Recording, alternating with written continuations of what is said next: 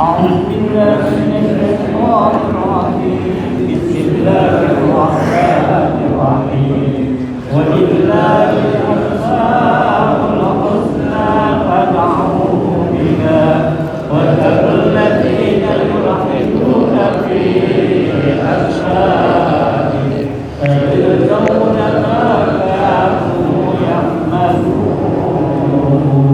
يا الله يا رحمن يا رحيم يا مالك يا قدوس يا سلام يا معين يا مجاهد يا عزيز يا جبار يا متكبر يا خالق يا بارئ يا مصور يا غفار يا قهار يا وهاب يا رزاق يا فتاح يا عليم يا قابل يا باسط يا غافر يا عافي يا معيز يا مجيب يا سميع يا بشير يا حكم يا عدو يا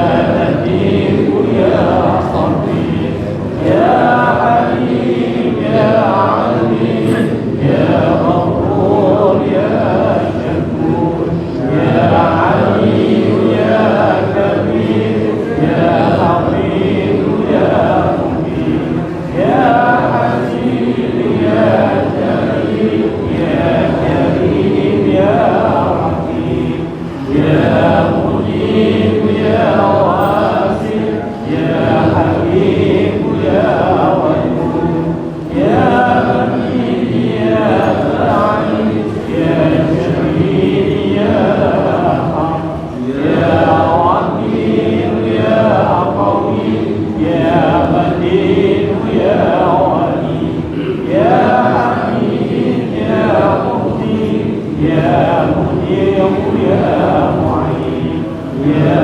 محيي يا مميت يا حي يا قيوم يا والي يا ماجد يا واحد يا احد يا صمد يا عامر يا مقتدر يا مقدم يا مؤخر يا أول يا آخر يا ظاهر يا باطن يا والي يا متعالي يا بر يا تواب يا متقي يا غفور يا غفور يا مالك الملك يا ذا الجلال والإكرام يا مقيم يا جامد يا غني يا مغني يا مانع يا الله يا نافع يا نور يا هادي يا بني يا باقي يا وارث يا رشيد يا غفور يا الله يا الله يا الله يا الله يا الله بسم الله الرحمن الرحيم وبعد فإنا الحمد لله فضل الإله بالله ربا وبالإسلام دينا وبمحمد نبيا ورسولا وبالقرآن إماما وبالكعبة قبلة وبالمؤمنين إخوانا وتبرأنا من كل دين يخالف دين الإسلام وآمنا بكل كتاب أنزله الله وبكل رسول أرسله الله وبملائكة الله وبالقدر خيره وشره وباليوم الآخر وبكل ما جاء به محمد رسول الله صلى الله عليه وسلم ألا ذلك نحيا وعليه نقوم وعليه نبعث إن شاء الله من الآمنين الذين لا خوف عليهم ولا هم يحزنون بفضلك اللهم يا رب العالمين يا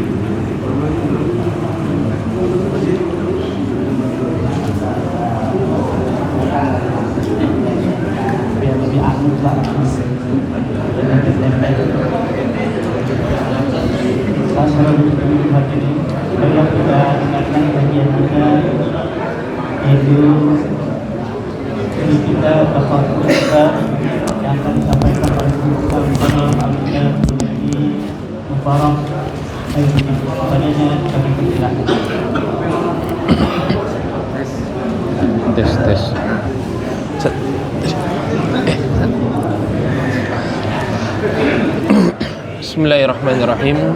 Assalamualaikum warahmatullahi wabarakatuh. Al-Fatihah ila hadratin Nabi Muhammad sallallahu alaihi wasallam wa ala alihi wa ashabihi wa dhurriyyati wa ahli baitihil kiram. Innallaha subhanahu wa ta'ala yaghfiru dhunubana wa yastur 'uyubana wa yakshifu qulubana wa yarzuquna kamalal ikhlas wal yaqin wa yuballighuna hijabatillahi al-haram wa ziyarata nabiyyika Muhammad sallallahu alaihi wasallam fi sihhatin wa 'afiyah. Innallaha yusahhil jami'a umurana wa balligh maqasidana wa qdi hajatina min hawaij dunya wal akhirah. Innallaha yataghashshana wa yataghashshahum birahmah wal maghfirah wa ila mu'allif hadzal kitab min kitab daqaiq al-akhbar Ibnu Ahmad Syai'u lillahi lahum al-Fatihah. A'udzu billahi minasyaitonir rajim. Bismillahirrahmanirrahim. Alhamdulillahi rabbil alamin arrahmanir rahim maliki yaumiddin. Iyyaka na'budu wa iyyaka nasta'in. Ihdinas siratal mustaqim. Shiratal ladzina an'amta 'alaihim ghairil maghdubi 'alaihim waladdallin. Amin.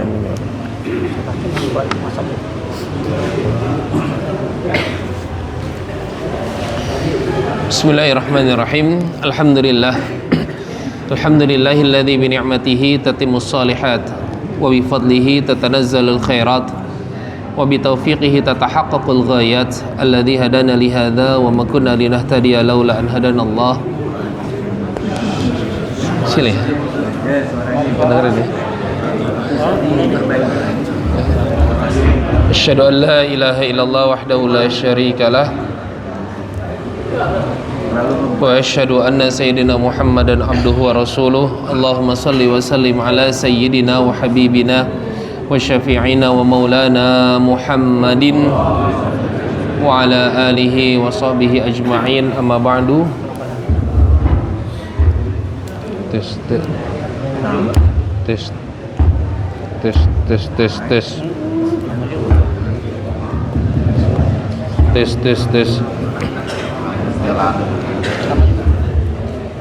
satu. Hah? Ini.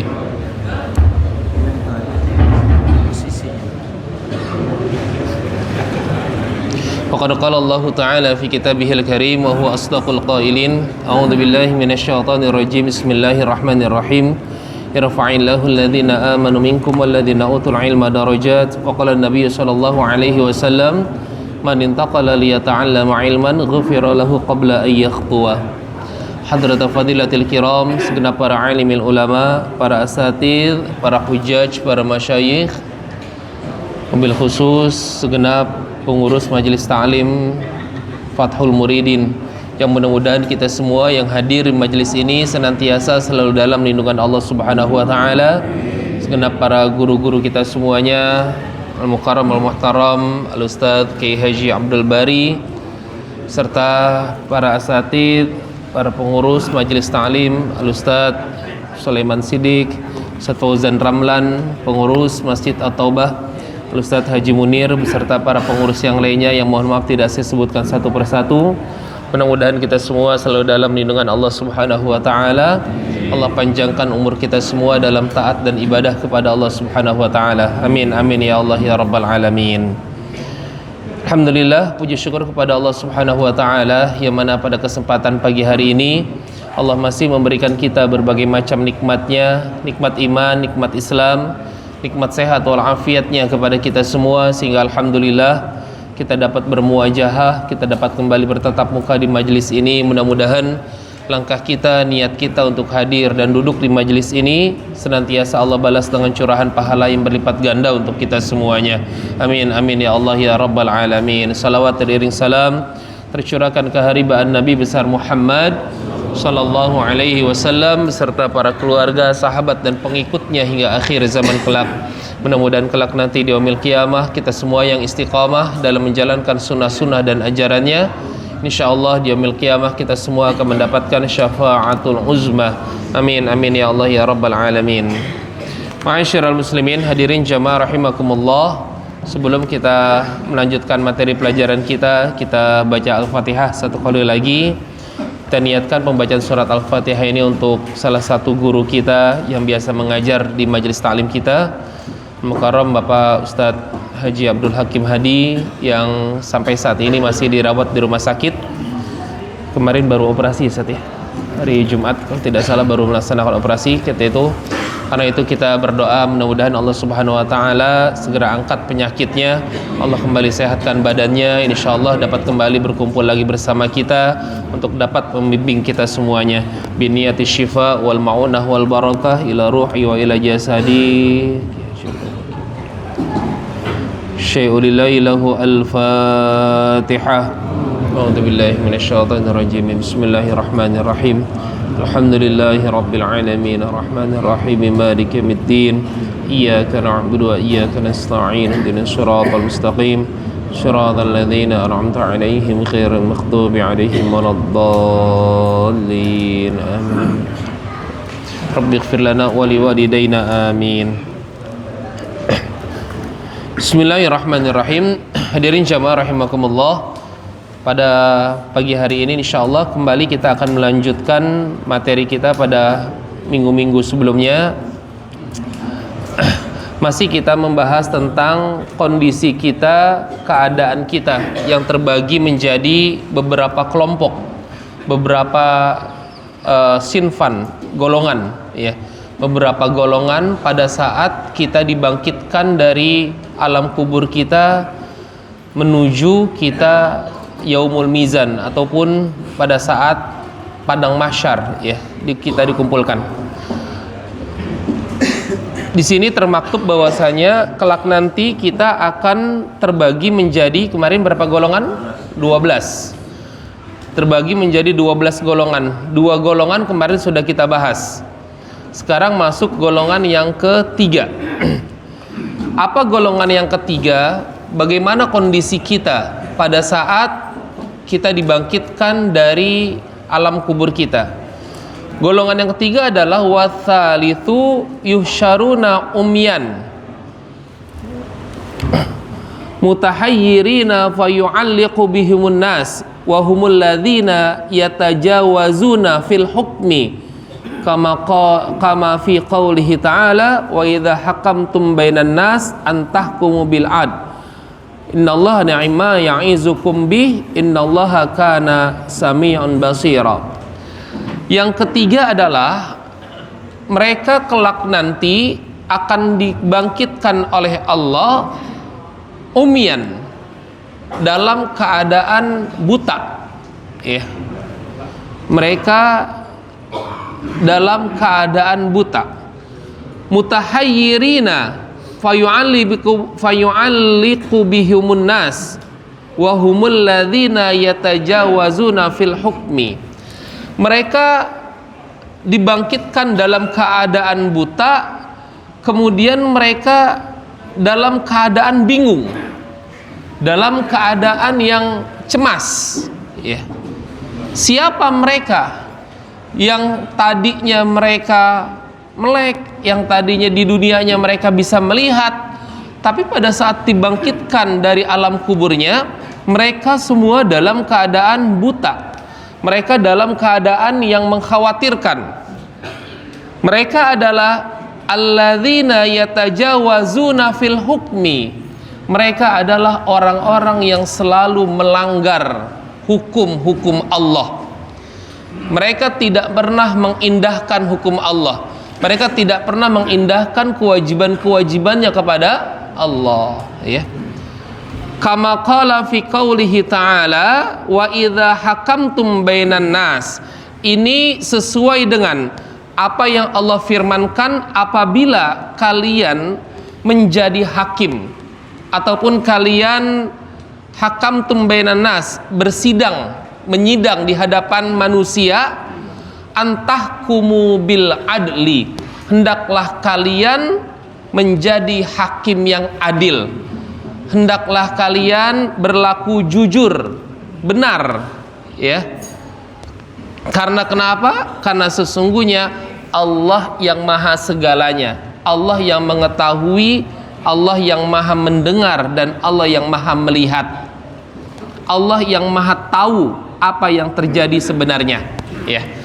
Jadi mereka yang melanggar hukum Allah, ini sebenarnya buat orang-orang yang terjun ke dunia hukum nih, ya, orang-orang yang udah biasa dengan bersangkutan sama hukum nih, pengacara-pengacara gitu ya Pak ya, hakim, jaksa, adil ya, semuanya ada tuh ya. Nah mereka tuh yang biasa udah ngomong di depan hakim, yang biasa ngomong di depan polisi, yang biasa ngomong di depan lawyernya, pengacaranya.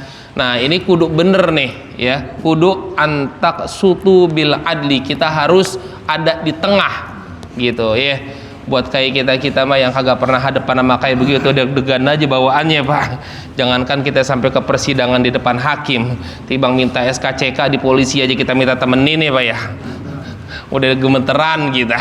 Timbang minta SKCK doangan ke polsek, waduh udah deg-degannya di rumah sambil wirid kita Pak.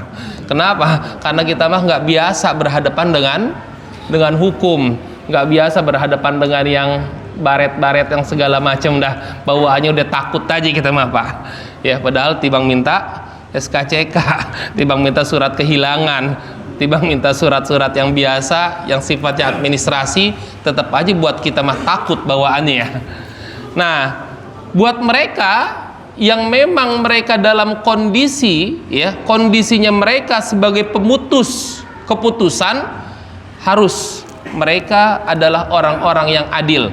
Tidak boleh melihat, tidak boleh melirik, tidak boleh ar-rashi wal murtashi finnar.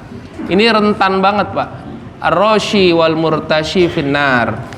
Orang yang nyogok, orang yang disogok, dua-duanya ada di neraka. Tuh, Pak.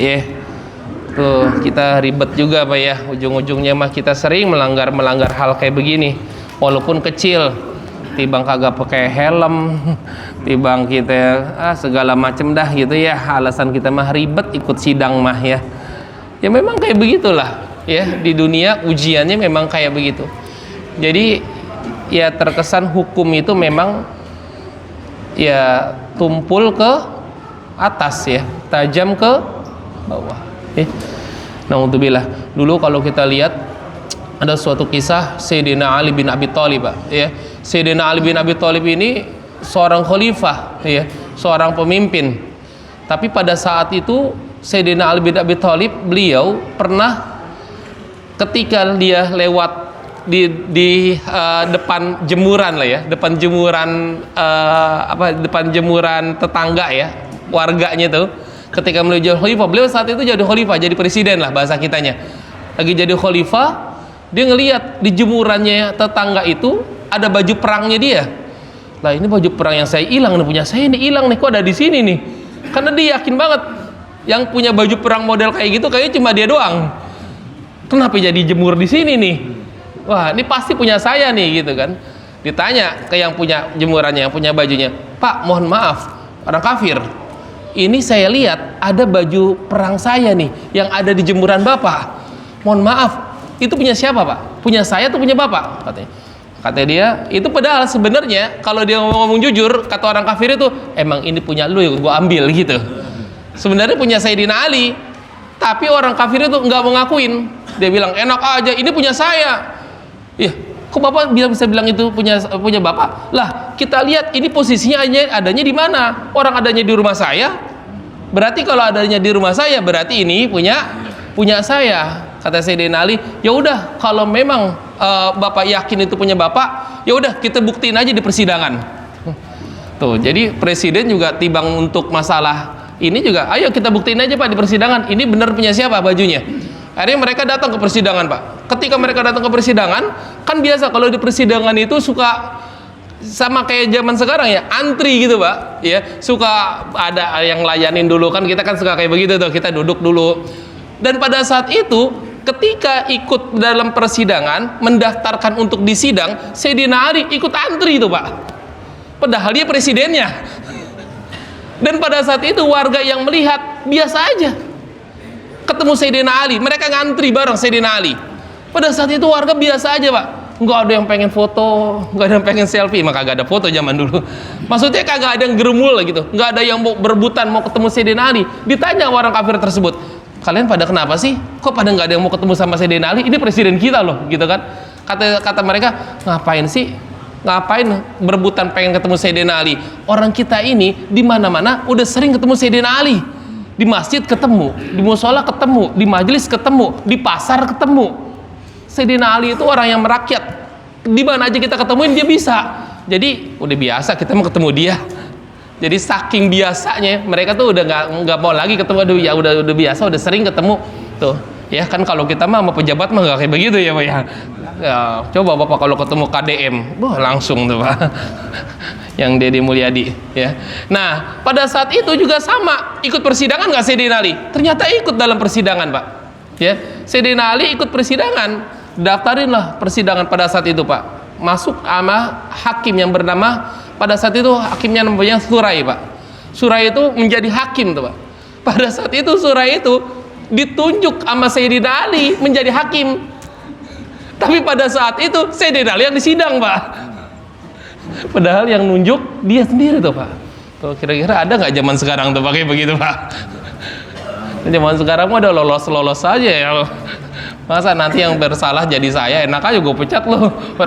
Orang yang pilih, orang kita yang milih dia, kenapa jadi kita yang disidang sama dia gitu kan? Kalau sekarang logikanya seperti itu. Tapi Sayyidina Ali enggak, Pak. Ya, Sayyidina Ali ketika ditanya pada saat dia lagi disidang, Sayyidina Ali, siapakah yang menjadi saksi bahwasanya baju perang itu milikmu? Yang menjadi saksi anak saya, Hasan Hussein. Oh enggak, mohon maaf, saksi itu enggak boleh kalau anak. Oh, yang jadi saksi Fatimah Az-Zahra, istri saya. Fatimah, perempuan itu nggak bisa jadi saksi kalau dia sendiri, harus berdua. Jadi saksi itu harus 2 orang, laki-laki. Berarti kalau perempuan harus 4 orang, karena 1 orang perempuan cuma setengah dihitungnya. Siapa lagi? Ya nggak ada lagi, nggak ada lagi saksinya. Udah, saksinya cuma berdua, Hasan Hussein anaknya. Tuh. Jadi ingat ya, kalau anak itu tidak boleh jadi saksi untuk bapaknya.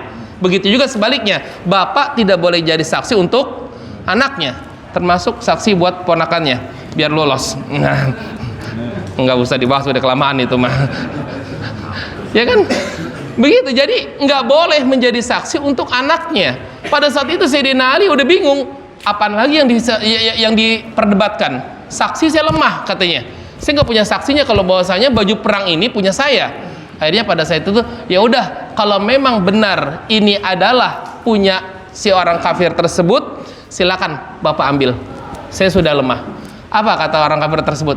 Wahai Sayyidina Ali, aku yang menang pada saat ini, dan pada hari ini juga aku akan mengucapkan asyhadu alla ilaha illallah wa asyhadu anna muhammadar rasulullah. Sesungguhnya ini adalah benar milikmu Sayyidina Ali, dan karena kejujuranmu, karena perilakumu, akhlakmu yang luar biasa, engkau tetap mau ikut antri, engkau tetap tidak pernah menyogok hakimnya. Sebenarnya kalau disogok hakimnya mau nggak?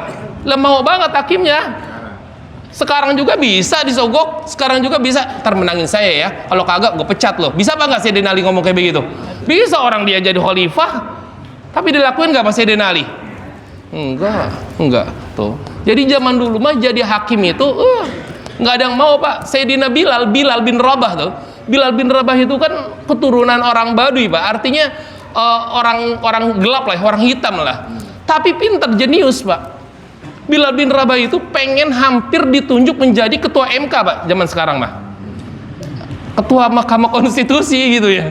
Bukan karena kedekatan sama Rasul, bukan. Apalagi karena pamannya, bukan. Bukan, nggak ada kaitan sama sekali sama Rasulullah. Tapi Rasulullah memilih Bilal karena memang kejujurannya Bilal, kecerdasannya Bilal. Walaupun Bilal ya orang terbelakang, tapi secara intelektualnya cerdas si Bilal itu Pak. Tapi ketika ditawari sama Rasulullah, wahai Bilal, mau nggak engkau jadi ketua MK? Apa kata Bilal? Tidak ya Rasulullah. Kenapa nggak mau? Aku lebih mempertahankan ijazah adzan yang telah engkau berikan kepadaku. Tuh, kagak mau Bilal Pak, mau jadi marbot kata dia. Enggak, saya mah lebih enak jadi mempertahankan ijazah yang telah engkau berikan untuk mengumandangkan suara adzan. Udah, saya jadi tukang azan aja di masjid, udah aman udah. Nggak mau Bilal Pak, padahal ditunjuk jadi hakim tuh Pak, ketua dewan hakim Pak pada saat itu. Nggak mau. Kenapa? Takut Bilal Pak. Peri Bilal, ya. Maka itu kan Bilal sangat dekat banget sama Rasulullah. Wah, akrab banget sama Rasulullah. Pada saat Rasulullah wafat, Sayyidina Bilal, wah, orang yang paling merana, orang yang paling sedih, yang paling kehilangan, itu Sayyidina Bilal Pak. Sedih banget ya Allah. Sampai ketika Rasulullah SAW wafat, Bilal ngungsi itu Pak. Ngungsi Sayyidina Bilal, nggak mau ke Madinah lagi Pak. Keluar kota Sayyidina Bilal. Ya, ngapain? Kalau ingat Madinah, yang diingat adalah Rasulullah. Sampai pada saat itu warga Madinah, masyarakat Madinah, sepulangnya Rasulullah, Masjid Nabawi sepi itu Pak. Karena kenapa? Nggak ada Rasulullah, nggak ada Sayyidina Bilal. Biasanya kalau udah Sayyidina Bilal adzan, di sampingnya Bilal pasti ada Rasulullah. Pada saat itu sepi Madinah Pak, hening Madinah sepeninggalnya Rasulullah SAW. Ketika itu Sayyidina Abu Bakar punya inisiatif, ini nggak bisa dibiarin nih, ini masjid sepi nih kalau begini nih, Rasulullahnya kagak ada, Bilalnya kagak ada. Gimana caranya nih? Pokoknya desakan dari masyarakat Madinah, wahai Abu Bakar, bujuk Bilal biar bisa balik ke sini lagi. Kasih ke apaan Bilal biar bisa turun ke sini lagi. Susah bujuknya, udah banyak yang ngebujuk kagak ada mau Bilal. Pundung masih pundung, dia belum bisa move on lah bahasa sekarang dah. Akhirnya Abu Bakar memberanikan diri, datanglah kepada Bilal. Wahai Sayyidina Bilal, sudikah engkau untuk mempertahankan ijazah yang telah diberikan Rasulullah kepadamu untuk tetap memandangkan suara adzan? Mohon maaf Sayyidina Abu Bakar, maaf, saya belum bisa, saya belum kuat, saya belum bisa untuk adzan kembali di Madinah. Akhirnya setelah negosiasi yang begitu panjang, mau juga Bilal. Ya, kata Bilal, oke, baik, saya akan ke sana, tapi untuk sementara waktu, tidak untuk selamanya. Saya takut tidak kuat. Saya tidak kuat hati saya ketika saya mengumandangkan adzan, lantas yang terbayang adalah Rasulullah Shallallahu Alaihi Wasallam. Akhirnya datang juga Pak Bilal, Pak. Ketika Bilal datang ke Madinah, pada saat di Madinah, Sayyidina Bilal pun mengumandangkan adzan pada saat itu. Ketika mengumandangkan adzan, itu masyarakat yang ada di Madinah semuanya mengira ketika Bilal sudah adzan berarti masih ada Rasulullah. Wah, ini jangan-jangan Rasul nggak meninggal ini nih. Wah, jangan-jangan Nabi kita masih hidup ini nih. Kenapa? Itu masih ada suara Bilal. Bilal itu nggak mungkin berani adzan kalau kagak ada Rasulullah. Akhirnya pada saat itu rame tuh Pak masjid, Pak. Wah, rame masjid. Kenapa? Bukan pengen lihat Bilalnya, pengen ngelihat Rasulullah. Ini bener gak ada Rasulullah nih di dalamnya? Ternyata Bilal pun pada saat mengumandangkan suara adzan, Bilal tidak sampai habis, Pak.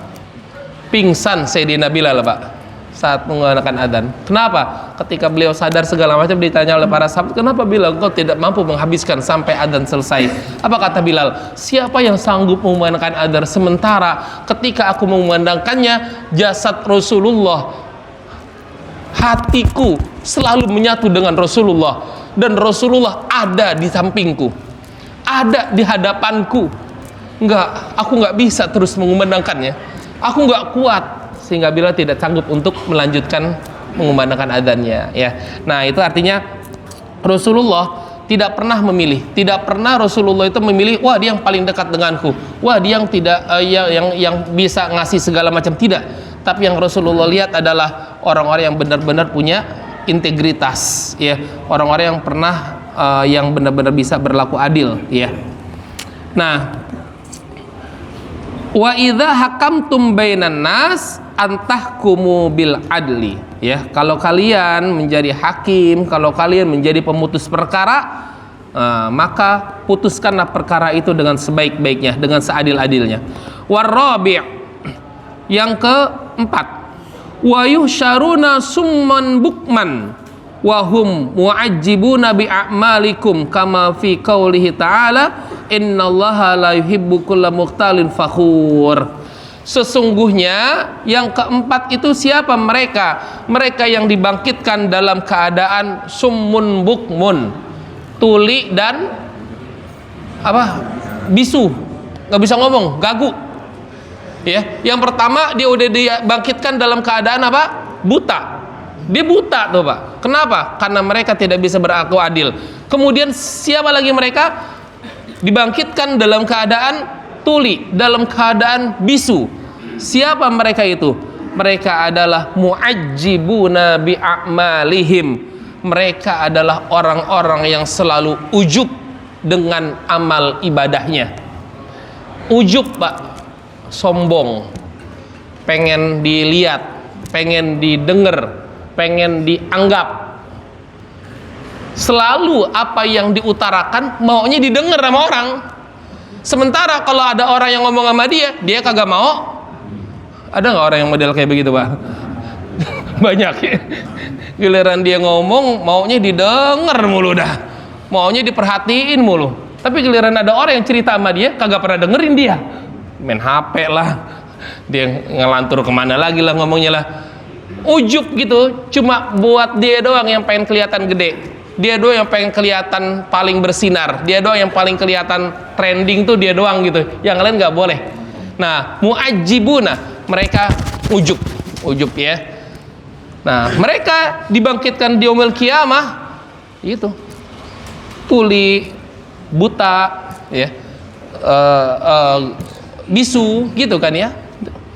Kalau dalam surat Thaha Allah berfirman, apa kata Allah? Wa man a'rada an dzikri fa inna lahu ma'isyatan donka wa nasyruhu yaumal qiyamati a'ma. Tuh gitu kan ya. Apa kata Allah?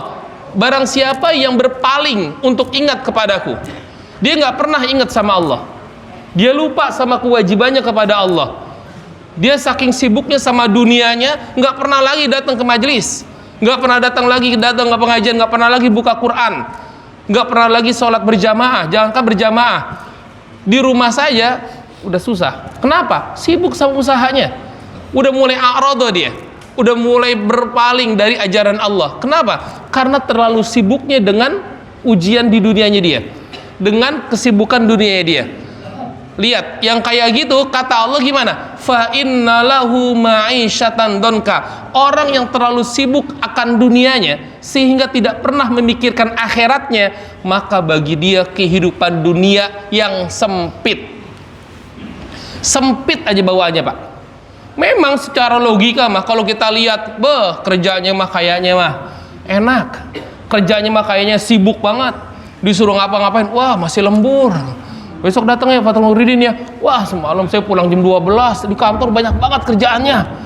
Sibuk banget gitu, Pak. Tapi coba Bapak minjem duit 500.000, kagak punya dia, Pak. Percaya nggak ngomong kayak gitu, Pak? Bapak minjem duit sama dia 2 juta, 3 juta, yang ada dia curhat balik sama Bapak. Sama nih, gue juga lagi susah bisnis, aduh susah banget, orang ditagih hutangnya, bla bla bla, segala macam. Kenapa? Ya kayak begitu, karena dia sudah berpaling dari ingat kepada Allah. Ingatnya sama bisnisnya dia, ingatnya sama usahanya dia, ingatnya sama dunianya saja. Kalau udah kayak begitu, di dunianya kata Allah ma'isyatan donka, yang kayak gitu akan dibuat sama Allah hidupnya jadi sempit, Pak. Bukan hanya di dunia hidupnya menjadi sempit, ancamannya yang kedua adalah wa nahsyuruhu yaumal qiyamati a'ma. Kelak nanti mereka pasti akan dibangkitkan oleh Allah dalam keadaan buta, tuh Pak. Mereka-mereka yang menggampangkan hukum Allah, meremehkan hukum Allah. Sampai mereka bertanya tuh dalam ayat selanjutnya, qala rabbi lima hasyartani a'ma wa qad kuntu basira. Ya Allah, kenapa sih kok waktu aku hidup di dunia aku masih melek, aku masih bisa melihat, tapi kenapa pada saat engkau bangkitkan aku sementara saat ini aku dalam keadaan buta? Apa kata Allah? Qala, ketika kita berkata lima hasyartani a'ma, kenapa engkau bangkitkan aku dalam keadaan buta? Kata Allah, wa kadzalika atatska ayatuna fanasitaha. Itulah balasan, itulah ganjaran ketika engkau dengar ayat-ayat kami, engkau mendengar ada pengajian, engkau dengar ada suara adzan, engkau dengar ada anak yatim yang membutuhkan, engkau ada mendengar masjid yang sedang membutuhkan, fanasitaha. Lu pura-pura kagak tahu kata Allah, pura-pura lupa, pura-pura sibuk, pura-pura nggak ngeh ada orang tetangga kita nggak bisa makan. Apa kata Allah? Wa kadzalikal yauma tunsa. Pada hari ini jangan salahkan kalau aku pun juga melupakanmu. Tuh. Dilupain dia, dibuat hancur hidupnya, di akhirat pun akan hancur hidupnya. Naudzubillah tsumma naudzubillah. Kenapa? Karena kita berpaling dari ajaran-ajaran Allah, ya.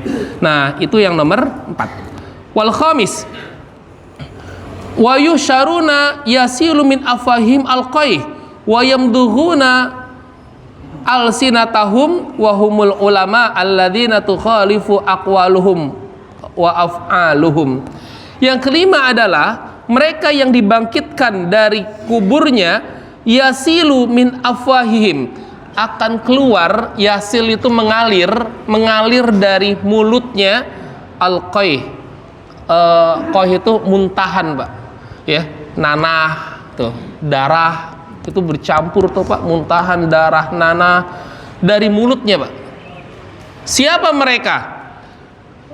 Mereka adalah al-ulama alladzina tukhalifu aqwaluhum wa af'aluhum. Mereka adalah para ulama, para guru, para kiai, para asatid, yang gimana? Yang ketika mereka berbicara di hadapan orang tapi tidak sesuai dengan apa yang ia kerjakan. Na'udzubillah tsumma na'udzubillah. Ini mah sindiran buat saya khususnya mah ya. Sindiran buat ulama gitu kan, cuma bisa ngomong doang kan, cuma bisa ceramah doang, cuma bisa ngasih tahu doang, Ayo Pak, pokoknya sholat subuh berjamaah, apalagi qobliyah subuhnya jauh lebih baik ketimbang dunia dan seisi-isinya. Ternyata saya sholat subuhnya jam 6. Jam 6 boro-boro dapat qobliyah. Mau subuh aja udah malu kita mah. Kenapa? Cuma bisa ngomong doang. Nah, akhirnya begitu kan? Jamaah pasti nganggapnya, itu mah bisa ngomong doang, bisa ngaji doang. Padahal mah sama tetangga nggak akur, padahal sama tetangga emang pernah merhatiin. Nah, gitu kan ya. Maka itu kata Nabi, kalau kita mau tahu seseorang itu jangan tanya sama dirinya sendiri, jangan tanya aja sama tetangga, sama tetangganya dia. Anil mar'i la tas'al fas'al an qarinihi, gitu kan. Kalau kita mau tahu tentang seseorang, jangan tanya sama dirinya sendiri, jangan tanya sama dia gitu, jangan tanya sama orang tersebut. Tanyanya sama siapa? Tanya sama tetangganya, tanya sama temennya, tanya sama orang yang ada di sekitarnya, gimana karakternya. Tuh, Ustaz Jaki mah kalau lagi ceramah mah ngomongnya sedekah mulu. Wow, sedekahnya. Emang Pak Ustaz kalau di rumah, wah alhamdulillah saya mah anak yatim saya banyak di rumah. Alhamdulillah saya mau gini. Tapi kalau Bapak tanya sama tetangga saya, Ustaz Jaki gimana di rumah? Boro-boro dia mah. Nanyanya sama saya cakep-cakepin lah diri saya dah. Gitu, naudzubillah. Yang kayak begitu, yang cuma bisa ngomong doang, yang cuma bisa gini, ini ancamannya. Naudzubillah, teman naudzubillah ya. Tuh, itu bahaya. Naudzubillah. Kalau kata Al-Qur'an ya, kalau di sini kama qauluhu ta'ala atamuruna nas bil birri wa tansawna anfusakum ya. Kenapa engkau selalu melakukan dakwah kepada manusia? Engkau selalu menyuruh pada manusia bil birri, untuk selalu berbuat baik, tapi tansawna anfusakum, tapi engkau sendiri melupakan dirimu. Ngomong aja pintar loh. Nah, kalau bahasa pondok dulu mah takmur wala takmal, ente nyuruh tapi ente kagak kerja. Nyuruh doang bisanya, takmur wala takmal ente, gitu kan. Sehingga apa kata Allah, kabura maktan indallahi antaqulu mala, gitu ya. Kabur maktan, sebaik-baiknya, seburuk-buruknya, sebesar-besarnya dosa adalah antaqulu mala taf'alun. Kalian pintar ngomong, kalian pintar nasehatin, tapi kalian sendiri tidak pernah mengerjakannya. Wah, itu mah godaan banget tuh, godaan buat yang suka ngomong. Saya untuk ngomong semuanya dah ya. Itu nomor 5. Nomor 6. Wasadis, yang keenam adalah yusharuna wa ala ajsadihim kuruhun minan nar wa hum asyahiduna bizur. Yang keenam adalah mereka yang dibangkitkan oleh Allah wa ajsaduhum, sementara jasad mereka kuruhun minan nar, banyak luka-luka Pak, luka-luka yang disebabkan karena api nerakanya Allah. Jadi karena di alam kuburnya udah banyak siksaan, udah banyak tersenggol sama api nerakanya Allah, sehingga jasadnya itu luka Pak, jasadnya hancur tuh Pak. Siapa mereka? Mereka adalah asyahiduna bizur, mereka yang suka memberikan keterangan palsu, mereka yang suka jadi saksi tapi saksinya palsu. Kenapa? Ya karena itu mungkin ujung-ujungnya karena gitu kan ya. Emang Bapak kalau selama ini kalau jadi saksi kagak ada bagiannya? Dapat kan ya? Dapat lah. Iya, tim suksesnya siapa nih? Sini. Udah. Kalau kita berani bohong, kalau kita berani memberikan keterangan yang palsu, menjadi saksi palsu, naudzubillah tuma naudzubillah, kita kelak nanti akan dibuat hancur badan kita Pak, penuh dengan luka, penuh dengan siksaan ya. Pada saat kapan? Pada saat kita dibangkitkan nanti di yaumil qiyamah ya. Mereka yang memberikan keterangan-keterangan palsu, mereka yang suka memberikan omongan-omongan yang tidak benar ya. Maka itu kan kata Rasulullah apa? Ra'sudzunub al-kadzib ya.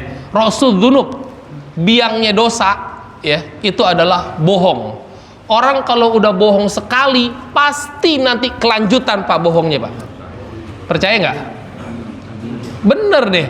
Sok bapak deh, cuma punya teman, punya tetangga, tukang bohong. Sekali dia bohong, wah, udah kesananya pasti bohong dah, bener. Ya, tadi kemana? Gak ngaji di Fathul Muridin. Sebenarnya emang ketiduran sih, emang bangunnya siang aja. Kita tadi kemana gak ngaji? Wah, tadi tuh sebenarnya pengen jalan, tapi mules banget ya.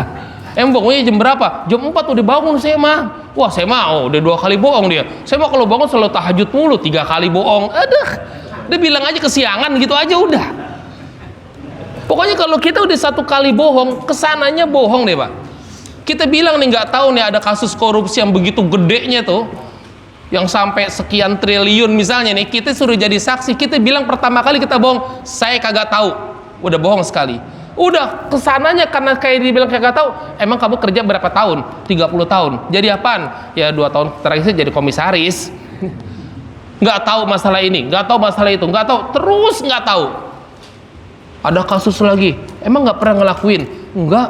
Terus kemarin di Palembang ngapain? Nggak ngapa-ngapain. Udah dibilang kagak ngapa-ngapain, 3 hari 2 malam nggak ngapa-ngapain. Iya, emang kerja apaan? Bohong lagi, ini bohong lagi, terus menerus bohong. Bener nggak kayak begitu pak? Iya, jadi orang kalau udah sekali bohong pasti akan bohong terus. Nah, dan itu adalah biangnya kehancuran kata Rasulullah Shallallahu Alaihi Wasallam. Wallahu a'lam bishawab.